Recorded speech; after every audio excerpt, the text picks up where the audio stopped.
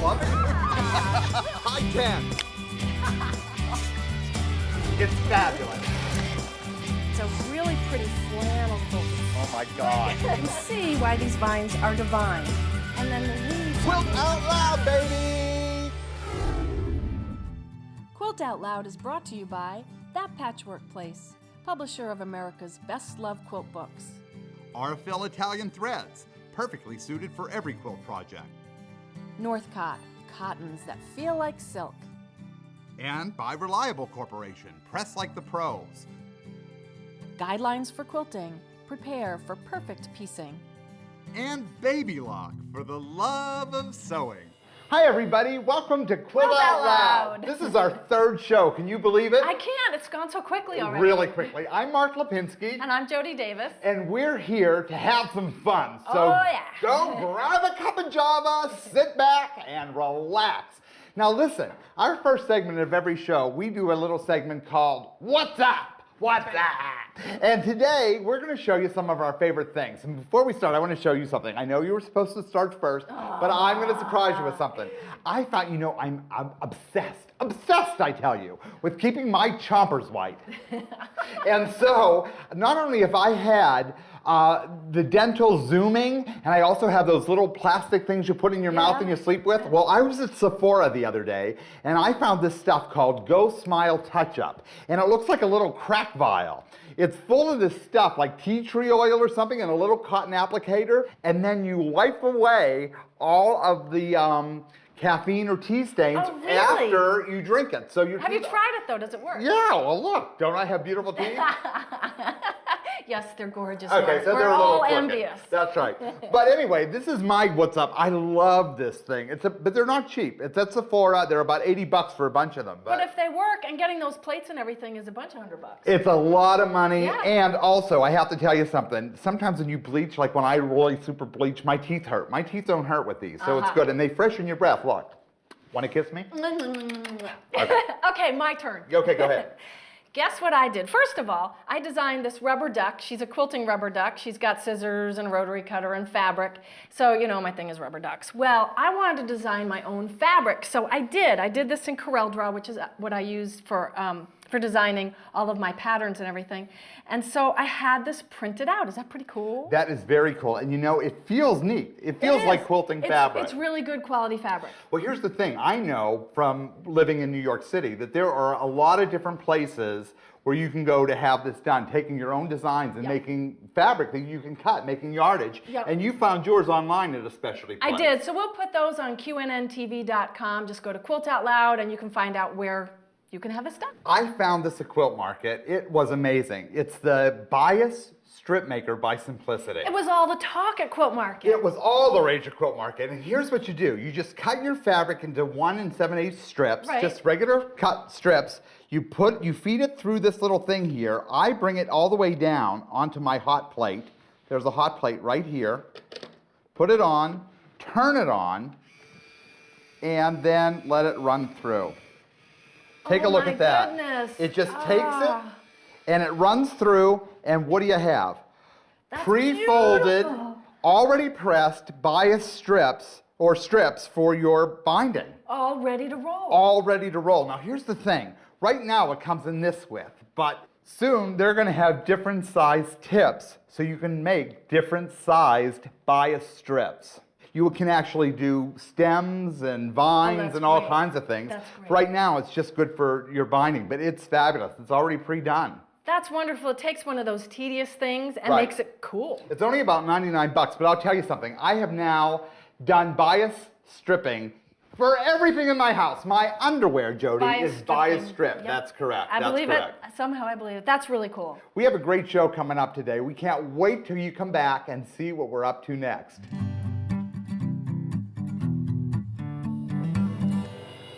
Now it's time to find out what's hot in irons. Irons are really important for quilters, but I've had a lot of bum irons in my lifetime, so let's find the best. That's right. I've had a lot of bum irons in my lifetime too, and I've also had a lot of bum boyfriends, but they were hot as an iron, baby. But before we tell you what our favorite iron is, I want to show you a tip that I had learned years ago that I use in my iron at home. Okay. And that is how to make lavender linen water. Oh, that's what smells so good over there. It smells so good, and you know, you can spend a fortune at it at the store when you buy it, but this is a really inexpensive way to make it, and it's perfect to iron your clothes with. It gives it a light scent, and your whole sewing studio smells good. You use 2 cups of distilled water. Must be distilled, not purified, not tap. Then 2 ounces of cheap vodka. You know, Jody, the kind your grandmother used to hide behind the curtains. She drank scotch. There you go. So you mix that together, and then you use 20 drops of essential oil of lavender. 1, 2, 3, 4, 5, 6, 7, 8, 9, 10, 11, 12, 13, 14, 15. Oh, you're a good counter. 18, 19, 20. Now, here's the thing. You wouldn't just put water and oil into your iron. No. That's why you use the vodka. It acts as an emulsifier for it, okay? For the oil, actually. Right. So then you just pour it into your iron. Watch this.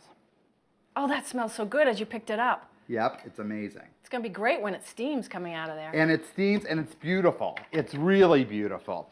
And that's what I do with all of my irons. I throw that water in, and my whole sewing studio smells great. Once you start, you'll even be ironing your clothes with it. It's terrific. Well, I'm going to make a jug of it at home and use it all the time. That's yummy. Great. I tried out some under $50 irons, and the first one is the least expensive. It's only $19 by Black & Decker. It's the Light and Easy. And it has a non-stick plate, the sole plate, which is a good feature, and a 360-degree rotating cord to keep it out of your way when you're ironing. But the negative about this is it's such a light iron, and you need some heft when you're ironing. So next I tried the Hamilton Beach, and this one also has the sole plate, the Teflon sole plate, and I did iron with it. And it felt kind of weird when I picked it up. I guess I'd get used to it, but the balance was funny. And I found when I ironed, and I don't know whose fabric this is, but it's beautiful, but maybe someone will tell us. But That's my fabric. And it's Elements by Northcott. The test to me of an iron is one that you can take your wad of fabric out of the dryer after you've pre-washed it, and that it'll really press it out. And this didn't quite do it. It was okay, but not great. I'm still searching for that iron. Maybe Mark has it. And that one is $29. Now, the third one is a T-Fal. It has a long 9-foot cord, and it has power steam control, which is a good feature. And what's really cool about this is that the cord, you can kind of lock it in position up here, which is nice so it can be out of the way. And that one is $29. Well, I'll tell you, if I'm going to use the power steam function, it better pull the wrinkles out of my eyes. Now, Jody, dude, let me show you. I took the higher-end irons here. This first one is a Rowenta. Oh, yeah, everybody has Yep. Rowentas. That's the quilting iron. $79.99. It has an auto off. It has a vertical steam function. It's heavier, Yeah. but I got to tell you something. Every Rowenta I have ever owned, including this one, leaks like your grandfather at the nursing home. I'm telling you, it's just as incontinent as the day is long. Now, here's the deal. I have a Rowenta steam generator, the box with the long cord. Separate. The iron's Yeah, separate. that cost me about $200, but I'll tell you, Jody, I love it, and I use that a lot. Because it doesn't leak because it's separate. It doesn't leak, right. Now this Oliso is about $99. It is totally the most unusual, by the way, because it has an auto lift. When you set it down onto your ironing board, it will lift up. You don't have to set it like this, although you could shut that auto lift off. Now here's the thing about this. My sewing or quilting shop loves this, and I think it's a terrific iron. It's nice and heavy. It irons really well. The thing is, if you're going to be switching through, from one iron to another, you get used to keeping this down, and your other one has to be up. It really can burn holes in your shirt. It does have an auto turn-off. It does have the auto turn-off. But, that's just something that has nothing to do with the iron. It really has to do with how you train your mind. Because you get used to leaving it down. Yeah. Now, Jody, I got to tell you, this one is my favorite. It's been my favorite for years, the Reliable iron, but they just came out with a new one. This is the Reliable Digital Velocity. And I first used it when I was teaching in St. Louis. And that's when I fell in love with it. This is $129 right here. It got the wool seal of approval, which means it won't spit or sputter, which is perfect when you're working with wools and silks because it won't damage them. Or with quilting. Or with quilting, exactly. It has an auto off feature, But you can circumvent that so your iron stays on all the time. Nothing is Hallelujah. worse Yes. than when you're go back to sew, you come back over, your iron is off and cold. Yep. So I just hated that. So you can circumvent that. The other thing I like about this one is that the auto off, Jody, is 8 minutes. The other ones are about 3 or 4 minutes, Right. the average iron. So this really gives you a lot more time to sew a seam, come back and iron. If you do want to use the auto off. Right. Now, they also have a place in here for a filter, so that means it won't scale. Yeah. So the hard water won't hurt it. And it holds more water in the reservoir. And guess what? Best of all, baby, this Reliable doesn't leak. For $129, you can't beat it. So my vote is for the Reliable. Well, my vote is too, because remember this pile right out of the dryer? Of that beautiful fabric? I snuck that out and used it, and guess what? It ironed it beautifully. Right. This is the first iron I have ever used that could iron this stuff that's all wrinkly and make it perfect like that. Right. Woohoo! I love that. I'm sold. We'll have all the information that we just gave you about these irons, plus the recipe for Mark's Lavender Linen Water, baby. That smells so good. It's on QNNTV.com. That's right. Now, if only these steam can get rid of my wrinkles. Oh. Welcome back to Quilt Out Loud. Recently, Jody and I traveled to Alpharetta, Georgia, where we visited a local nursery and greenhouse. It's my favorite place to shop for plants. It's named Blossom and Bloom. And you might ask, what does gardening have to do with quilting? Well, everything. As a matter of fact, let me show you on my little video camera. How flat are these? I love the color. They are great. Yeah. Yeah. Let's go get some stuff to put with this in a basket. All right, great. That's good. Okay. Yeah, let's throw it in. Oh. Take it in. Oh, look at all these plants. Here, let me have this here. Okay, yeah. Oh, I'm gonna find something to go with this. All right, I'm gonna start looking and you start doing your stand. Okay. Dude, there is nothing better than being in a greenhouse because all of the colors match perfectly. And you know what? There's a hint there for your quilts. If you follow the colors of nature in your patchwork, you could never go wrong. Take a look at the incredible colors of these begonia leaves. You have this minty celery green along with a really deep green and then a reddish purple. Take one of these leaves to your quilt shop and they'll be able to match the fabric perfectly. It works in nature, it'll work in your quilt. Now you need a little pop because you don't want these three things. Take a look at this begonia. Add the color of a bright yellow begonia to these colors here, and you have a great quilt. All the tones you need, dark, medium, and light. Now listen here, Cupcake. Wait till you see this plant. It's called angel earrings. One plant and you can get a completely full, colorful quilt. Take a look. You have the fuchsia, you have the deep purple, the reddish purple, you have two shades of green, the back of the leaf and the front, as well as, look at the stamens. You have a pretty cream color to offset all the other colors. Take this plant to your quilt shop, choose colors that match every part of this plant, and again, you have a quilt that could win you a ribbon in your next guild show. Listen, I get really excited when I see pink because it's my favorite color. Surprise, surprise. But take a look at this rose splash. You have these great pink leaves with this dark green setting in it. They're just speckled and they're beautiful for a quilt on their own. But what if you added other shades of green, maybe completely unrelated? You can get the darks, mediums, and lights that you need for a great quilt. Take a look at this, adding this really muted tone of green, like almost a celery from the jade plant. And then even adding another color like Jody's plant that she chose, which was this asparagus fern. Put all those greens together along with pink or any other accent color, and again, you have a quilt that will be to die for. Say, for instance, that you're so afraid of color that even with this simple technique of matching plants that you can't figure out colors for a quilt, then just throw caution to the wind. I found this flat of impatience.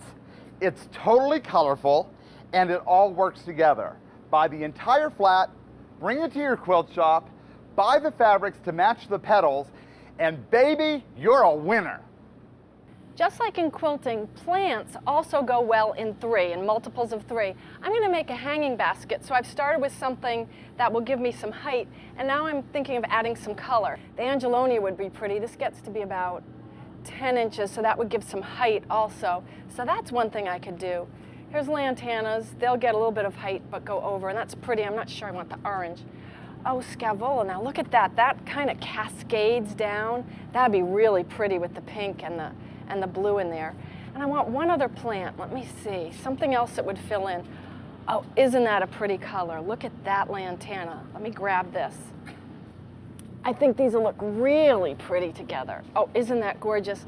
See how the textures are all different, and the way that the plants grow, it gives it a different scale and texture, just like you do with your quilts. This will make a great hanging basket for my friend, and maybe I'll make one for me. You know, Mark, that was brilliant what you said about taking one leaf and using those colors as a cue for an entire quilt. It works. Well, that's how I always design my quilts. I either go to a greenhouse, look at my plans, look at a billboard, a magazine cover. It's all there. All the colors are there. Just bring them to your quilt shop. Inspiration is everywhere. That's right. And you know what? I love what you did. There's nothing better than a live plant for one of your Quilt Guild members, for your own sewing room as a gift.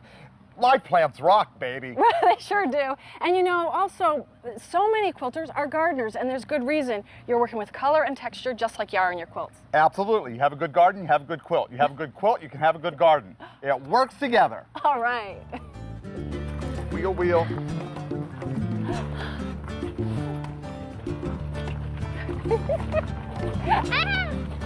my God.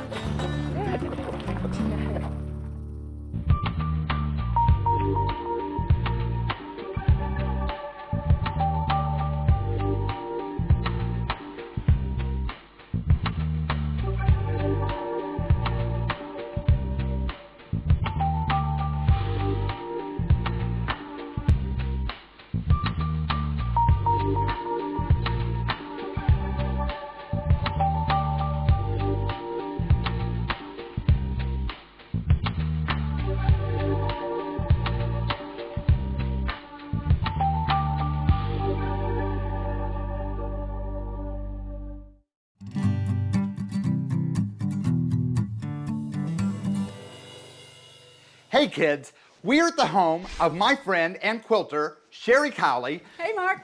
Sherry's here. We're going to be making some homemade butter today. Now, just for the record, Sherry let us use her whole house to tape our first few episodes of Quilt Out Loud. By the way, it's still for sale.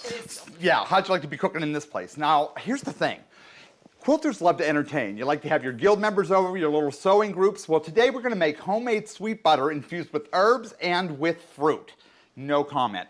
So, Sherry, show us what we're going to do. So you need a cold bowl from the freezer, and you need 2 pints of Heavy cream. And these have to be room temperature.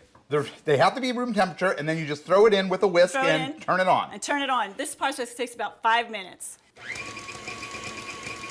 Wow, that really starts clumping up. It clumps up really fast, takes about 5 minutes. It clumps up, and when it starts turning a little yellow, see how it's turning a little bit yellow? It is. Then you turn it down a little bit, you let it go around a little bit, and then you turn it off. I always thought that the yellow color was fake. I had no idea that it really turns It yellow. really turns yellow. I Honest. love that. Okay, now what's next? Because there's a lot of liquid in there. Yeah, so now we have to take it out of here,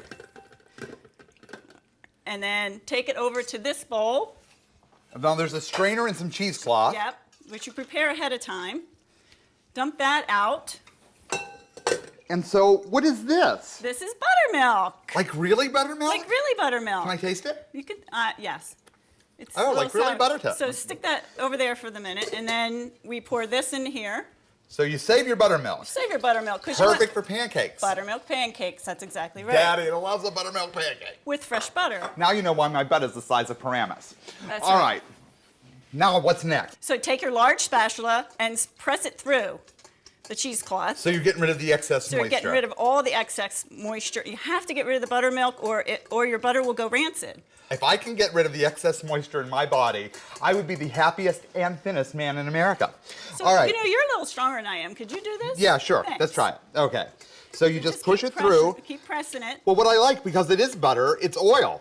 So Right. the liquid comes to the top. The liquid comes to the top. I think we've got it here. I think you've got it. Wow, that's really neat. Now what do we do? Is it done? Can I eat it? No, no, no, no, no. Now we have to rinse it many times, like Oh, 8 to 10 no. times with water. Okay, so just So- regular old plain water. So water, huh? regular old plain So water. we go over to the sink. No, or no? you can do it right here. Okay, This is what cool. you do. You take you take this. Your you take your cheesecloth. cheesecloth. Dump it in there. Dump that butter in there All without of the it? cheesecloth. Yep. Okay, that's it. And that's the end of the cheesecloth. No, no, no. Give me that Oh, cheesecloth. sorry.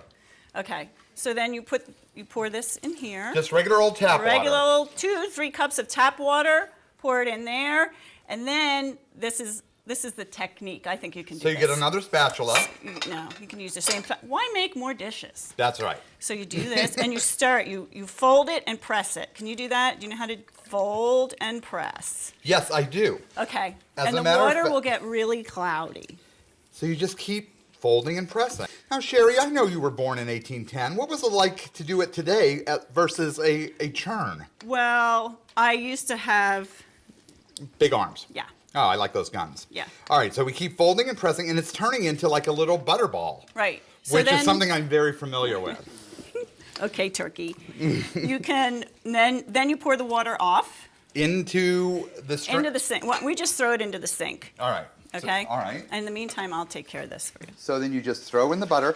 Oh, I like that. The butter actually stays in the bowl, and the water leaves. Right. So you rinse this 8 to 10 times until the water is clear. Once the Yes. water runs clear, that's butter. Just pour it right into the cheesecloth and the strainer, and that's butter.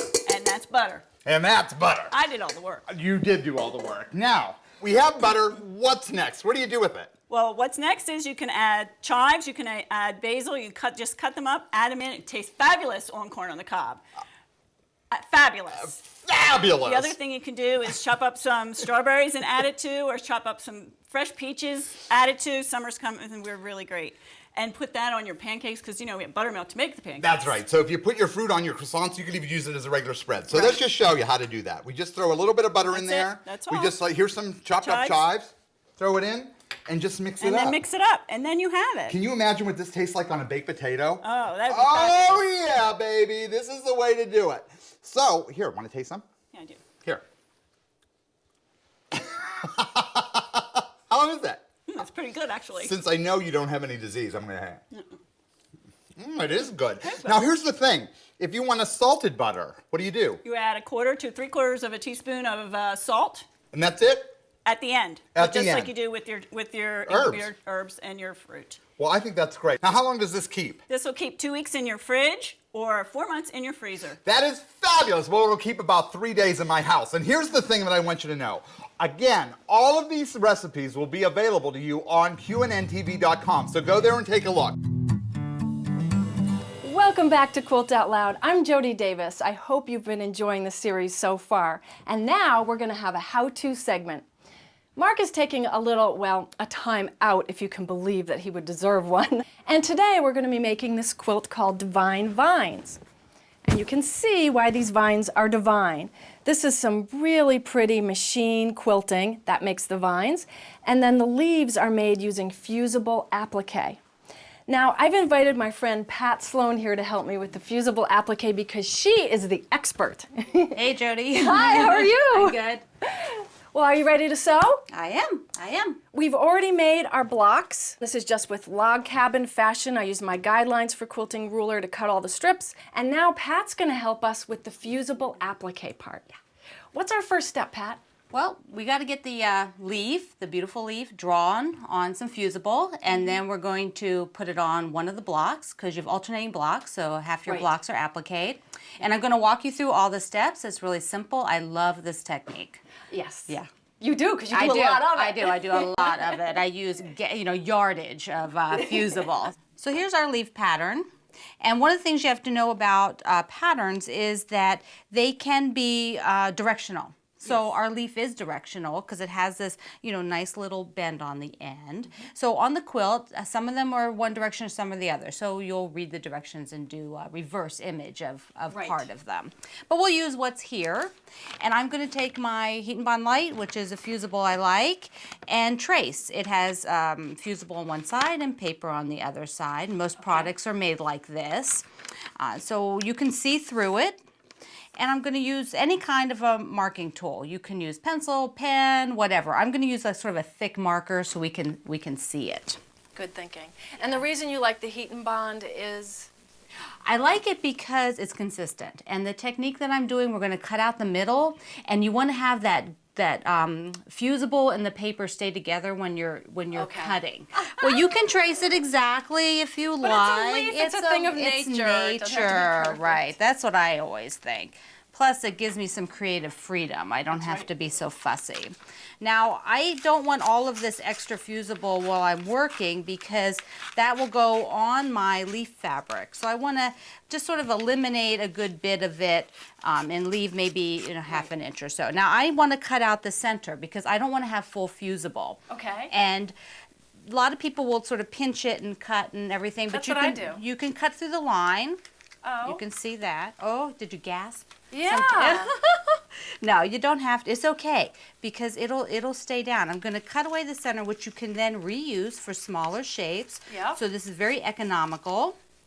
And it also makes your quilt stay very, very soft because this rim that I'm leaving is actually going to act like a basting. Okay, rather than having that whole glob of a piece in the Right, center. right. And so if I can, I always try to remove. And then this shape can be reused for small berries or small leaves, something like that. It's a green project. It is a then. green project. It is. Doubly green. Double the pleasure. Here we go. So we have the shape, and now this has to go onto our leaf fabric. Okay. So we're going to go over to the iron, and I'm going to fuse the rough side, the fusible side, down to the fabric. So over here. The big deal is that you want to put this on the back side of your fabric. Yeah, that's important. Yeah. If you put it on the front, you might as well just throw it away because there's not much you can do there. So we're going to put it on the back side. It doesn't matter about direction because we're not turning under any edges. This is raw edge applique when you're ultimately finished. So we're going to cut right on the line. Now I have the iron all heated up, this fabulous, reliable iron. And I'm going to just go ahead and it's going to talk to me. It does. Yes, there we You go. know it's doing something. That's awesome. So I don't have to, heat this like I'm, cooking a steak or something. This is you'll actually, dry out the fusible. So it's very quick. It's very quick. You just get it to adhere and then you're done. Plus, you're going to fuse it again onto the background fabric. I am. So if you were to cook it, then it would not fuse to your block. And that's going to be the result. So we have our block, and now I need to cut the actual leaf shape out. So there's no turning under, so we're cutting on the line at this point. Our nice dark line that you can see. So essentially what you've done by pressing on there is you've applied glue to the fabric. I and that glue have. has a piece of paper on top of it. Yes, the adhesive is on there, and it has a paper top. So I'm now going to remove the paper. Just stuck my fingernail under there and pull it off. So once that paper's gone, you can see this shiny bit. And that's just where the fusible is. So you place your leaf, follow the pattern. Most of the blocks have 2 or 3 leaves on them. So you place it wherever you want it. And now we're going to heat it up. Now we have to heat the fusible so it adheres to the block. So you're really fusing it now in Now place. I'm fusing it to our project. And once again, the talking iron. Right? And we're done. It also does not take a lot of time at this point. You can, I didn't get that one edge. Go down one more time. There we go. All right, so our leaf is fused.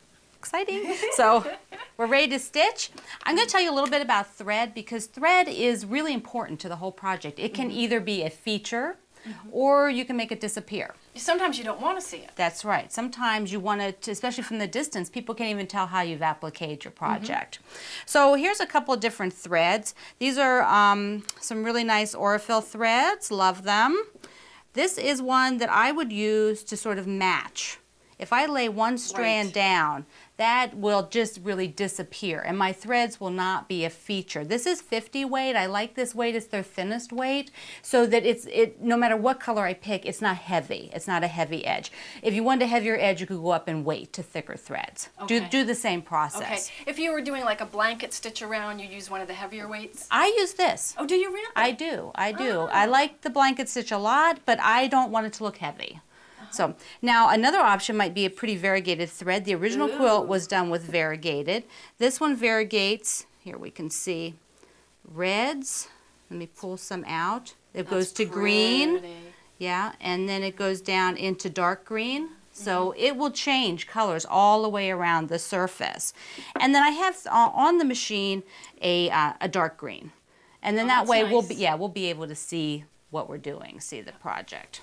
So what it comes down to is make a sample, try the different ones, see what you like. Yeah, it's always good, and especially with the variegateds, because sometimes their variegations are long and sometimes they're short and tight, and depending on your shape, you may not like the coloration, but then again, it might be the most awesome thing. So you give it a try and 5 or see. 10 minutes tells you. Yes. Yep. Now the quilt that you have over there is done with a straight stitch around the edge. Yes. Which is one option for adhering fusible applique. So I'm going to use the blanket stitch. I have the machine set first on a straight stitch because all I want to do is do a locking. Oh, right. Yeah, because I want to cut the threads off at the surface. You can pull them all to the back and tie a knot, but that's like a lot of work. So I know. I don't want to do that. I just finished a project where I did that. Yeah, it's beautiful, but it's a lot more work. So the presser foot's down. I am going to do this locking stitch, which is just a really brief little thing. A couple stitches in place. Most machines have that. Then I'm going to switch it over to my blanket stitch. So here I go.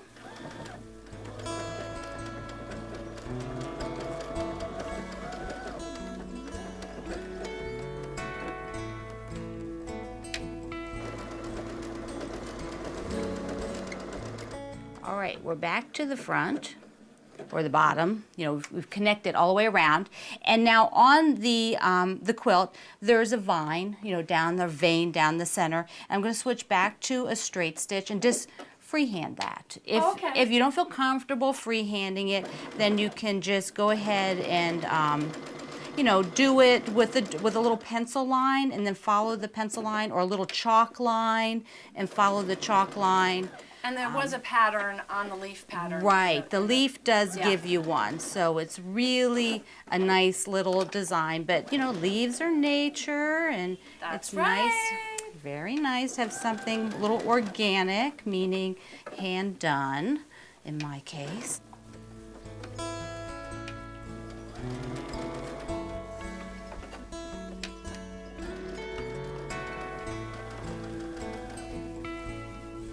So I finished the locking stitch.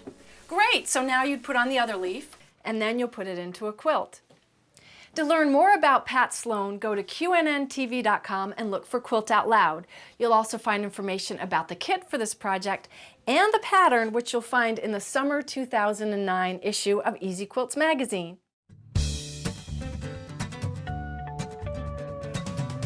Finish size quilting is a new no math, no guesswork method for making traditional blocks using finish size measurements.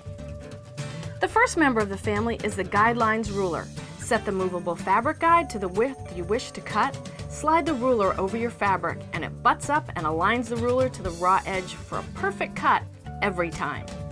Make any block you wish, knowing only the finished size using the guidelines seam allowance additions. Snap on S, H, or Q seam allowance additions to your guidelines ruler and never worry about remembering fractions again. Visit guidelinesforquilting.com for complete tutorials and downloadable instructions, and visit quiltoutloud.com for more videos.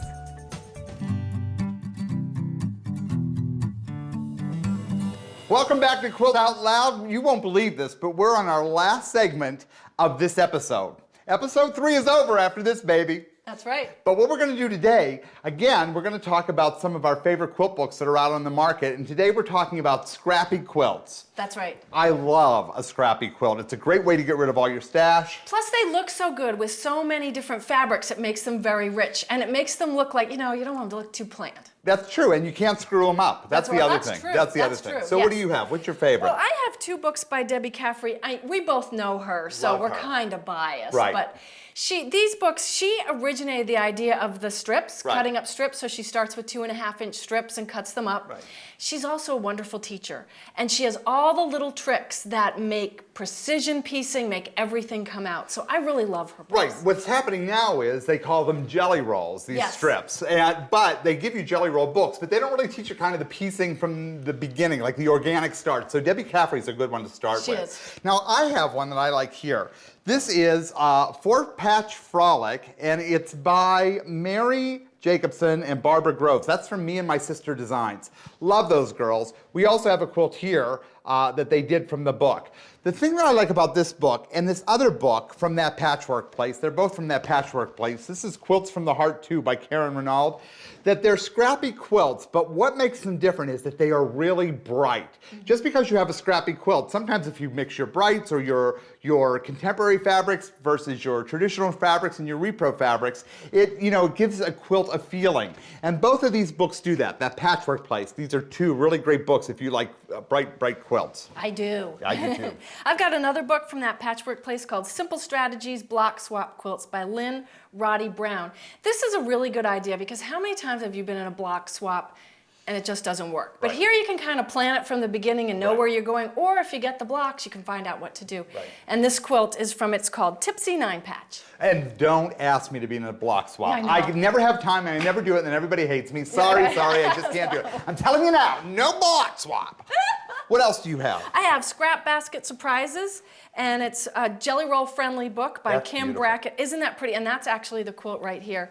And this it has 18 quilts in it, and all from the 2.5-inch strips. And last but not least, I like this book, Scrappy Quilts by Melissa Ray Hawley. Now, first of all, I love her. Love the husband, the 2 beautiful kids. The son's in Iraq, I believe. really? Right. Now, what I like about this book is not so much the quilting designs. They're nice, but they didn't really blow me over. But what I do like is the way she puts her colors together. And that's the trick. That is the trick of the Scrappy. So this book by C&T is a winner. I like it. So I would buy it. So that's it. That's our scrapbooks. Every week, we ask people to write into us, like you guys, with questions for Jody and I, whether it's personal, about quilting or whatever. Anything. Ask us anything. Anything. This week, a woman named Becky Dodds from Coral Gables, Florida, wrote in to ask where we met our partners. Oh. So there you go, dude. Where'd you meet your partner? Well, I met my Well, it's your husband. husband. He worked for, still does, for a large car company. Right. And I met him, and when we met, I could tell he was like, and I was like, in your wildest dreams, buddy. And now, here 10 years later. Didn't like him. Well, Well, we have a similar story. I met Jeff on a chat room. We were in a chat room called M4M for relationship. Oh my God. We got on the telephone. We called. We hated each other. We hated each other. Then a couple of weeks later, I started antidepressants. I called him back, and we liked each other. We met a couple of weeks later, and we've been together ever since. And that's 12 years ago. okay, that's So that's how we met. Listen. We want to hear from you. Where can they get us? You can send in videos if you want. Give us links to YouTube videos or through Facebook. We're both on Facebook. You can find us, send your questions. Or you can go to qnntv.com and go to the Quilt Out Loud section, and we have a whole blog in there and everything. So there are many ways to find us. You can send videos, send emails, send letters, whatever you want to do, and we'll answer your questions. Just have some fun with it. And thanks for joining us today on right. Quilt Out Loud. We'll see you next week time. with some more Quilt Out Loud. A lot more Bye, fun. everybody. Bye.